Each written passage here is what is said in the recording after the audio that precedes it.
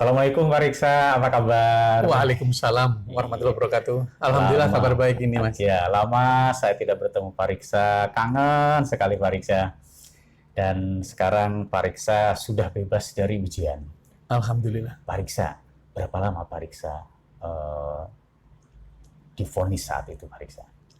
Saat itu vonis terakhir 5,5 tahun Betul, dengan subsidiar 1,5 tahun. Jadi total 7 tahun. betul. Cuma di Bali itu ada sedikit cerita Iya. bahwasanya saat saya dituntut Mhm. ada hal-hal yang non teknis yang betul-betul menyesakkan dada Iya. dan saya di situ baru bisa menilai beginilah hukum Indonesia. Dan saat saya menjalani sidang selanjutnya, Iya. saya dituntut maksimal 5 tahun penjara. Bagaimana perasaan Pak Riksa saat itu ketika divonis kok sampai 5 tahun lebih berapa Pak Riksa? Saya Divonisnya 5 tahun lebih? ya 5,5 tahun, 5 Ya, tahun 6 bulan 5 saya tahun, 6 bulan. divonis. Tapi tuntutannya 5 tahun. Baik. Nah, proses ini Mhm. melalui proses cukup panjang karena ada banding dan ada kasasi. Betul. Di sini saya melihat bagaimana seorang pengadil yang namanya hakim bisa membaca permasalahan yang sebenarnya. Betul. Artinya dia tahu saya ada di posisi yang mana. Iya, Sehingga dengan tuntutan 5 tahun, saya divonis 1 tahun 4 bulan. betul. Namun jaksa masih tidak terima, Betul. melakukan banding. Betul. Dan di banding itu saya punya vonis berubah, Iya. naik 2 bulan Iya. menjadi 1 tahun 6 bulan. Itu pun jaksa masih tidak terima, tetap melakukan kasasi. Iya. Di kasasi inilah yang betul-betul menyesakkan dada, Iya. Mas Asep, karena vonis drastis berubah menjadi 5,5 tahun dan juga denda kalau tidak dibayar saya harus menjalani 1,5 tahun. Jadi total semua 7 tahun. Betul. Betul. Perasaan Pak Riksa saat itu gimana Pak? Ketika Saya marah, Mas. Saya betul-betul dongkol. Beginikah hukum? Karena di balik itu tentu saya juga berpikir bahwa saya sudah memberikan yang terbaik Iya. untuk olahraga di Kota Pekalongan. Tentu teman-teman masyarakat yang bisa menilai. Iya. Kemudian ketika vonis yang tidak logis, kemudian Pak Riksa marah, tapi lambat laun Pak Riksa bisa menerima keadaan itu atau tidak Pak? Cukup membutuhkan waktu, Mas Asep. Sampai berapa lama tuh Pak Riksa? Saya katakan normal sekali sih tidak, tapi di 6 bulan ke depan Betul. pelan-pelan, karena semua teman-teman para ulama juga ya semualah yang pernah bersentuhan sama saya datang. Tentu diantaranya juga Mas Asep telah memberi saya support. Untuk poinnya adalah lebih sabar dan ikhlas. Satu hal yang saya garis bawahi bahwa dari teman-teman untuk saya tidak dendam. Iya. Bahwa serahkan semua kepada Allah. Memang berat, Mas. Saya jalani itu, kalau sabar, saya sudah bisa menemukan. Cuman untuk ikhlas dengan putusan yang saya anggap betul-betul tidak adil ini, membutuhkan waktu. Iya. Apakah di satu tempat atau berpindah-pindah Pak Riksa? Saya menjalani cobaan ini di 3 tempat. Artinya dalam satu perkara, saya harus mencoba 3 penjara. Yang pertama, saya di rutan loji. Berapa lama tuh? Selama 2,5 tahun saya di rutan loji. Betul. Lantas, karena situasi aturan yang berjalan, saya harus pindah ke Lapas Pekalongan. Betul. Di Lapas Pekalongan saya 5 bulan, dan selebihnya saya jalani di rutan Batang. Baik. Di mana Pak Riksa mendapatkan titik balik bahwa semua ini adalah skenario Allah, semua ini ada hikmahnya, dan Pak Riksa mendapatkan sesuatu hal yang tidak terpikirkan sebelumnya? Jujur, saya katakan bahwa saya menemukan ketenangan. Saya menemukan jati diri saya, bahwa, hai Riksa, sekarang kau harus bisa sabar, kau harus bisa bangkit, dan kau harus bisa berbuat walaupun kau di dalam penjara. Itu saya di rutan Batang. Di tempat terakhir itu? Ya, di tempat yang terakhir. 1 tahun 2 bulan saya di sana. Karena ada hal yang saya tidak duga. Karena kondisi di Lapas Pekalongan banjir, saya dipindah ke rutan Batang, dan ternyata di sana ada pondok pesantren. Iya, iya. Saya tidak percaya juga masa tempat ya pesakitan lah ya, Iya, ada pondok pesantren. betul. Apakah betul warga binaan yang ada di sana mau hijrah? Pertanyaan saya waktu itu seperti itu. Iya. Pak Riksa kan biasa aktif, biasa kesana kemari, bahkan mungkin 24 jam itu kurang untuk beraktivitas. Nah, ketika menghadapi ujian ini, menghadapi cobaan ini, berada di penjara yang dibatasi oleh dinding, apa saja sih yang dilakukan Pak Riksa dari pagi, kemudian siang, dan sampai malam itu? Memang menyesakan ya, Mas Asep, pertanyaan ini. Kalau saya mengingat lagi, betul-betul seperti orang yang sakit asma. Iya. Sesak nafas rasanya. Karena tadi dikatakan yang biasa beraktivitas, tiba-tiba dibatasi di dalam ruangan yang 6x4. Dan tidak diisi untuk satu orang. Iya. Di 6x4 itu, saya diisi 5 orang. Iya. Pernah juga yang di Rutan Loji, dalam kondisi waktu itu, saya katakan kamarnya sekitar 10 kali 16 Iya. diisi oleh 20 orang. 20 orang. Terbayangkan bahwa di dalam itu juga pun ada kamar mandi. Iya. Yang biasanya kita terpisah ya dengan Betul. kamar mandi. Betul. Dan saya mencoba untuk memanage diri saya. Di dalam 24 jam, apa Iya. yang harus saya lakukan? Di saat sudah bangun untuk siap sholat subuh, selanjutnya apa? Dan mungkin ada olahraga. Iya. Kalaupun saya berolahraga sendiri, beberapa teman yang lain sudah mulai mendekat ikut. Iya. Alhamdulillah ini saya melihat bahwa ada semangat dari teman-teman. Betul. Akhirnya dengan segala keterbatasan kami bikin alat-alat olahraga Iya. atas izin petugas dan diizinkan. Akhirnya di 24 jam itu mulai saya menata Betul. kapan religinya, kapan olahraganya, Iya. dan kapan kita bahasanya untuk lebih fresh Betul. duduk. Karena di dalam penjara ini kan dari berbagai latar belakang, Mas Asep. Betul. Betul. Jadi Pak Riksa mencoba untuk memanage situasi walaupun sebetulnya tidak ada SOP dari petugas untuk melakukan hal itu, Pak Riksa melakukan sendiri berarti ya? Iya, saya bahkan mencoba untuk maju ke kepala rutan atau Iya. kepala lapas untuk menyampaikan bagaimana konsep-konsep yang sebaiknya dilakukan agar kamar juga tetap bersih, Betul. bagaimana petugas bisa datang setiap hari, Iya. berkomunikasi lah. Jadi mari tidak melihat kami ini betul-betul memang orang yang salah. Iya. Karena di dalam penjara ini ada orang yang tidak salah dipenjarakan Iya. karena kondisi. Iya. Dan memang ada orang yang betul-betul memang salah. Betul. Artinya dia tidak sekali di dalam penjara. Dia ada 2-3 kali di sana. Nah ini yang mencoba saya mengajak merangkul. Di Rutan Loji saya anggap saya belum berhasil. Iya. Karena situasi di sana yang tidak memungkinkan. Betul. Di lapas juga karena selalu dirundung dengan rob dan banjir. Iya. Setelah di Rutan Batang inilah, alhamdulillah di Blok C dengan kapasitas waktu itu 70 orang, termasuk saya. Iya. Artinya di 69 yang senasib sama saya, Iya. kita bisa satu bahasa, Iya. satu konsep. Mulai hari Senin sampai hari Minggu, mulai kita melakukan sholat subuh Betul. sampai sholat Isya.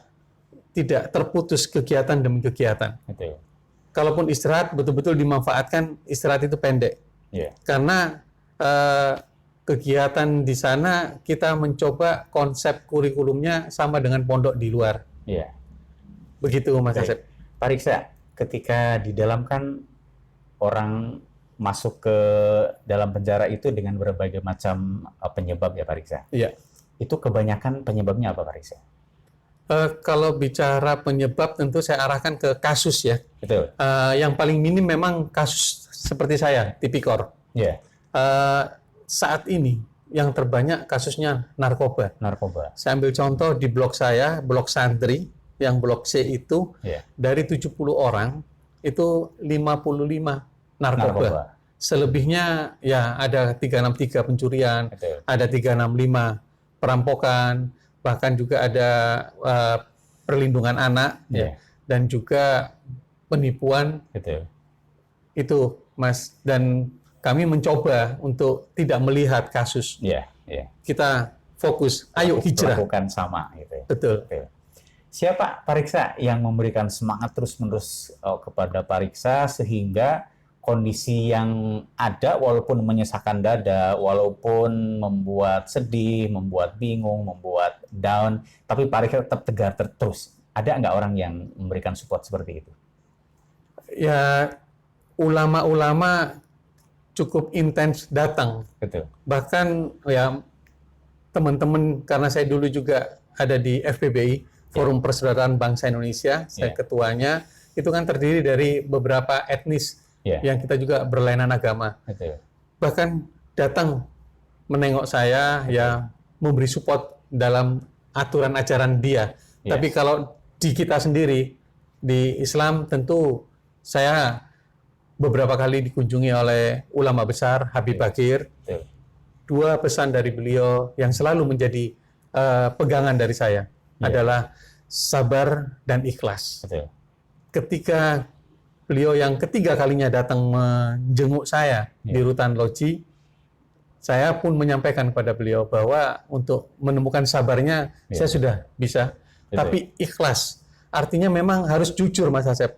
Ketika saya di kesendirian, entah itu malam, ataupun mungkin bisa juga sore, saya lagi duduk sendiri, kalau mengingat perjalanan kasus saya, ya itu, untuk mengikhlaskan orang-orang yang saya katakan, bahwa mendolimi saya, sakit.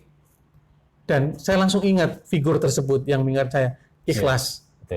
Artinya sudah berserah diri kepada Allah, serahkan semua persoalanmu kepada Allah. Begitu. Ketika sendirian, kemudian dalam kondisi yang down, pernah Pak Riksa menangis? Sangat sering, Mas. Ya, saya betul-betul sangat-sangat sedih sekali ketika saya harus kehilangan beberapa orang yang saya cintai.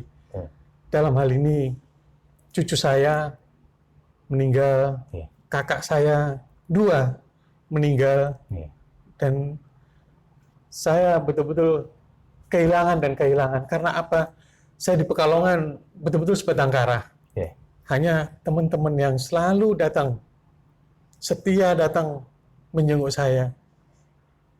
Kalau bicara kesedihan itulah, karena keterbatasan dalam ruangan, saya harus tidak bisa berkomunikasi dengan baik, gitu Mas. Iya. Apa doa yang Pak Riksa panjatkan pada Allah ketika dalam kesunyian, kesendirian, dan kesepian? Saya selalu mengatakan dalam doa-doa saya bahwa meyakini semuanya dari Allah, bahwa apapun yang terjadi itu adalah ketetapan dari Allah. Allah yang memberi dan Allah juga yang akan mengangkat. Karena mungkin selama ini saya lalai. Saya tidak melihat, mengukur vonis atau hukuman saya. Tapi saya coba introspeksi diri saya. Walaupun silih berganti juga teman-teman yang ulama-ulama yang jamaah dari saya sholat maghrib di Masjid Al-Ikhlas, subuh di Al-Irsyad, pada datang menjenguk saya.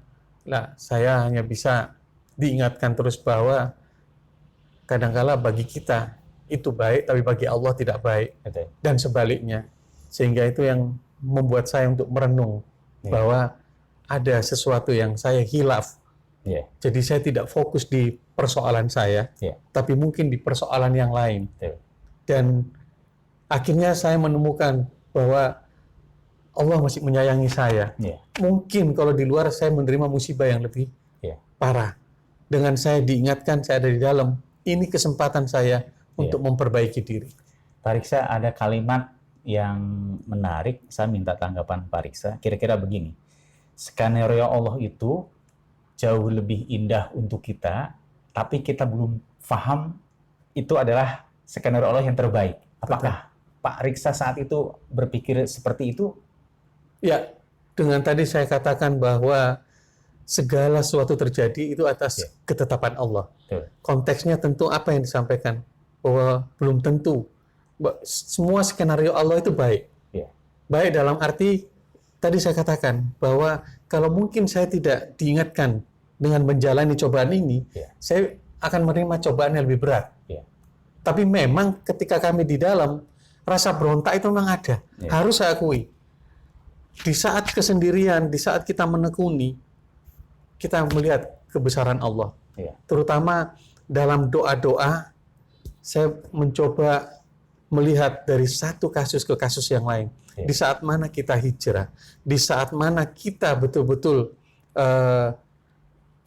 hablum minallahnya loss ya. Jadi pasrah betul-betul kepada Betul. Allah. Betul. Nah, ini saya katakan bahwa dibayar tunai oleh Allah.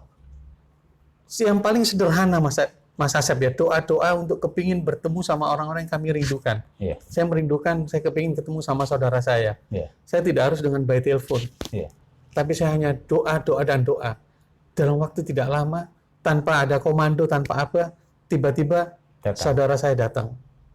Artinya dengan doa itu seperti kita menelpon dengan cara tidak kasat mata, Ya. kemudian datang gitu. Betul. Betul. Hanya sekarang di sini bahwa bagaimana si yang berdoa ini Ya. betul-betul bersih Betul. dan dengan segala ketulusan. Tapi ada juga kan yang saya lihat ya setelah mereka merasa bahwa saya sudah menjalankan, saya sudah sholat, saya sudah ngaji, saya sudah ini, saya sudah doa dan sebagainya. Tapi setelah itu dia kumpul sama teman-temannya yang ya mungkin satu kasus apa, saya lihat candaannya belum menunjukkan orang-orang yang hijrah. Betul. Nah ini yang saya masih menyaksikan. Ya, ini kalimat menarik nih, hijrah. Prosesnya seperti apa, Pak Riksa, ketika di dalam penjara itu bisa hijrah? Saya selalu meneriakkan kepada teman-teman bahwa ayo kita hijrah. Tapi jangan hanya cukup di bibir saja. Ya. Hijrah kita berpindah yang sebenarnya. Dari kehidupan yang bebas di luar, Ya. kita masuk di dalam penjara, menjalani cobaan ini. Ya. Ayo kita manfaatkan untuk hijrah betul-betul kembali ke jalan Allah. Ya. Yang kemarin, maaf aja, mungkin teman-teman yang lain masih mengenal alkohol. Ya. Di dalam sudah tidak ada alkohol. Ya. Dan hentikan, tinggalkan. Betul. Itu selalu saya ingatkan. Begitu juga teman-teman yang narkoba. Ya. Saya ingatkan betapa kamu merasa kehilangan jati diri, Ya. kemampuan berpikirmu berkurang Betul. karena pengaruh dari narkoba. Betul. Dan banyak juga hal-hal yang saya harus juga mengingatkan diri saya sendiri dan mengingatkan teman-teman. Kadang pada waktu besukan mereka juga sedikit kesal dalam arti saya kok tidak dibesuk. Ya. Saya hanya bisa mengatakan bahwa kesulitan saudara keluarga kita, Ya. istri atau suami di luar kita tidak tahu. Jadi jangan terlalu langsung memvonis bahwa tidak sayang ini dan sebagainya. Mereka ada hambatan. Betul. Berdoa dan berdoa untuk mereka datang. Dan itu dilakukan setelah beberapa hari saudaranya datang tanpa dia telepon. Baru dia mengatakan, Ya. betul ya Pak Riksa. Saya bilang, jalani semua dengan sabar dan ikhlas. Itu pesan dari pembimbing saya. Betul. Orang kunci yang membuat Pak Riksa tegar siapa saja, Pak Riksa? Tentu pertama ulama besar yang saya sebutkan tadi, Habib Bakir, Betul. dan juga semua kerabat-kerabat saya yang sudah bersentuhan sama saya di luar, mereka tidak hentinya datang menemui saya, yang saya tidak bisa sebut satu persatu. Ya. Tadi dengan Mas Asep kita sholat jamaah duhur, ketemu sama juga salah satu rekan yang selalu mensupport saya. Betul. Jadi setelah saya keluar ini memang saya bingung untuk bisa bertemu dan berterima kasih. Ya. Ada satu di sini yang saya tuakan namanya Pak Awud Samlan. Ya. Beliau sudah berusia 91 tahun. Ya. Di beberapa hari yang lalu saya datang untuk menjenguk beliau. Betul. Masih sehat. Betul. Kemarin hari Jumat juga beliau masih Jumatan walaupun sudah duduk di kursi. Ya. Itu yang selalu mensupport, menasihati saya bahwa sabar. Dan dia bahkan nitip, tolong Pak Riksa, doakan saya. Ya. Saya tetap iman, Islam, dan husnul khotimah. 3 itu Betul. selalu dia nitip. Saya bilang, Bapak bukankah tingkat keimanan Bapak jauh lebih sempurna daripada saya? Ya. Dia bilang, ingat, saya meyakini Anda didolimi. Ya. Doanya orang-orang yang terdolimi ini yang luar biasa. saya mencoba apa benar. Saya hanya tampung, saya terima, beliaunya pulang. Kenapa yang lain juga teman-teman yang datang selalu tolong Pak Riksa, saya didoakan, tolong. Betul. Apakah betul? Akhirnya saya juga menemukan jawabnya bahwa betul, doa-doa saya juga diijabah oleh Allah Subhanahu wa taala. Pak Riksa, hikmah apa yang bisa Pak Riksa ambil dari peristiwa ini? Sangat saya rasakan bahwa dalam kehidupan ini bisa lebih sabar dalam menghadapi segala hal. Kalau dulu mungkin menghadapi sesuatu, saya harus ya dengan kondisi yang lebih aktif ya. Tapi ini saya hadapi semua permasalahan apapun, saya lebih sabar, tidak meledak-ledak lagi, dan meyakini bahwa dalam melangkah harus selalu tidak lepas dari Allah. Sehingga apa yang saya harapkan setelah nanti saya sudah ada di luar, saya tetap istiqomah. Baik. Sekarang Pak Riksa sudah melewati ujian tersebut, melewati cobaan tersebut. Kalau kita ambil perbandingan, misalkan Pak Riksa diceburkan pada kawah canda di muka, maka Pak Riksa sudah lulus dan sekarang sudah keluar. Apa rencana Pak Riksa setelah itu, sekarang ini? Saya bisa mengatakan bahwa mungkin untuk urusan yang duniawi saya kurangi, tapi saya ingin lebih ke akhiratnya. Karena apa yang saya dapatkan di pondok pesantren Darut Taubah di dalam, saya sampai sekarang masih berkomunikasi terus. Artinya apa yang bisa saya berdayakan, apa yang bisa saya berikan, dan juga untuk membangun pondok ini lebih baik. Terutama mungkin juga masih menyentuh teman-teman yang ada di dalam untuk tetap, karena ini kan terus berjalan. Maksudnya ada tetap yang masuk agar mengajak mereka hijrah. Insya Allah kalau Mas Asep datang ke sana bisa bertanya kepada mereka di era saya masih ada di dalam, mereka bisa bercerita bagaimana saya untuk mencoba mengajak mereka untuk hijrah. Dan kedepannya saya belum berpikir untuk bicara duniawi. Saya masih betul-betul merenung bahwa langkah saya apa ke depannya, yaitu bahwa saya lebih ke akhiratnya. Baik, Pak Riksa kan banyak teman, banyak relasi, banyak saudara. Kadang mereka juga tidak tahu kabar Pak Riksa hari ini seperti apa. Mungkin Pak Riksa bisa menyampaikan sepatah dua patah kata kepada rekan-rekan dan kolega Pak Riksa. Silakan Pak Riksa. Kepada semua saudara saya, kepada sahabat-sahabat saya, kepada seluruh ulama, kepada seluruh pejabat yang ada di Kota Pekalongan yang telah memberikan saya doa, bantuan, dan perhatian. Di kesempatan yang baik ini, saya, Riksa Mangkula, menyampaikan penghargaan terima kasih atas segalanya. Dan saya mohon doanya agar saya tetap istiqomah. Dan mohon juga dukungannya, saya masih bisa diberi kesempatan untuk memberi yang terbaik pada masyarakat. Baik, terima kasih Pak Riksa sudah meluangkan waktu untuk berbincang-bincang dengan saya. Mudah-mudahan ini adalah sepotong kisah yang memberikan hikmah tidak hanya untuk Pak Riksa tapi juga buat para pemirsa yang mendengarkan tayangan ini. Dan sudah tentu ketika Pak Riksa bisa memberikan hikmah dan orang lain mengambil pelajarannya, mudah-mudahan Allah memberikan catatan amal baik buat Pak Riksa. Amin. Baik pemirsa, itu yang bisa kami sampaikan dalam wawancara eksklusif dengan Pak Riksa Mangkula. Mudah-mudahan ini menjadi hikmah dan menjadi refleksi bagi kita semua bahwa dunia ini betul-betul sudah diskenario oleh Allah Subhanahu wa taala. Asal kita sabar, asal kita berbaik sangka kepada Allah, maka semuanya akan mendapatkan hikmah bagi kita maupun mendapatkan catatan amal baik dan pahala bagi kita. Terima kasih pemirsa. Assalamualaikum warahmatullahi wabarakatuh.